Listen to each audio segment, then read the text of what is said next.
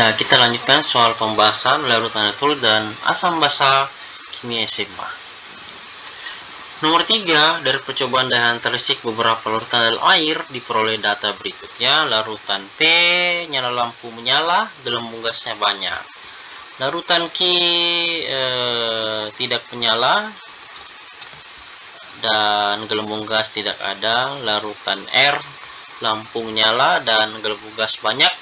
Larutan S, lampu redup, gelembung gas banyak. Larutan T, lampu tidak menyala dan gelembung gas sedikit.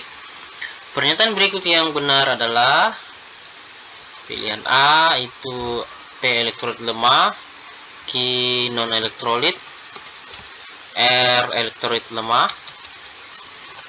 S elektrolit kuat, dan lampu T non elektrolit. Mari kita bahas.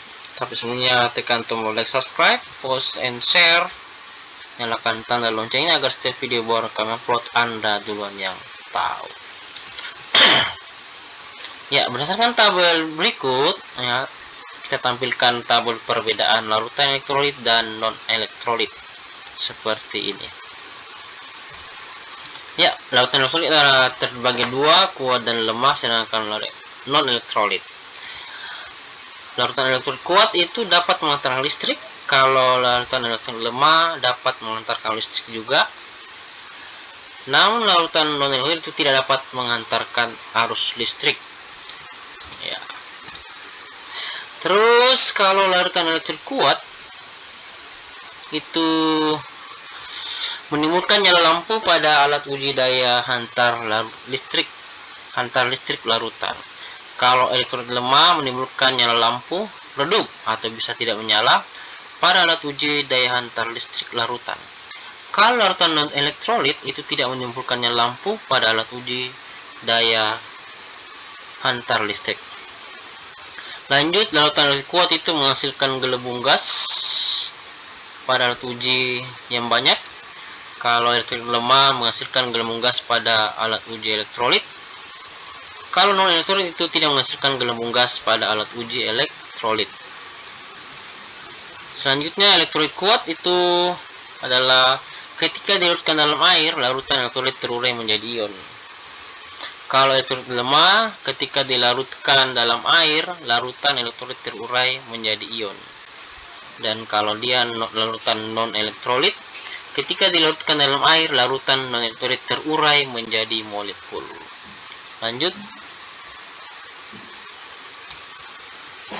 Ini ya.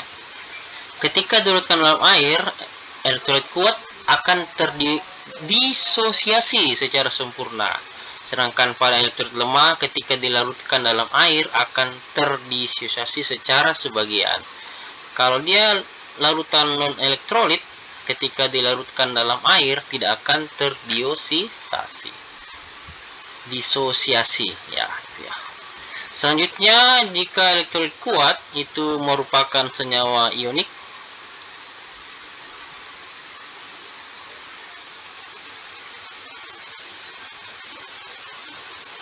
atau kovalen polar. Kalau dia elektrolit lemah, dia adalah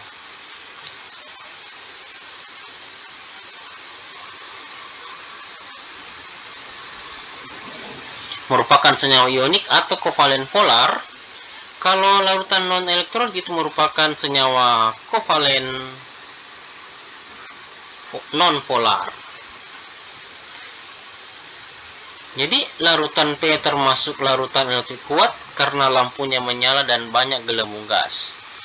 Larutan Q termasuk dalam larutan non elektrolit karena lampunya tidak menyala dan tidak ada gelembung gas. Sedangkan larutan R termasuk larutan elektrolit kuat karena lampunya menyala dan banyak gelembung gas. Larutan S termasuk larutan elektrolit lemah karena lampunya menyala dan banyak gelembung gas. Larutan T termasuk larutan elektrolit lemah karena lampunya tidak menyala dan banyak gelembung gas.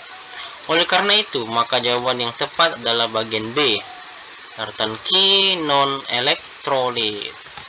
Ya, saya rasa demikian. Cukup ya, terima kasih.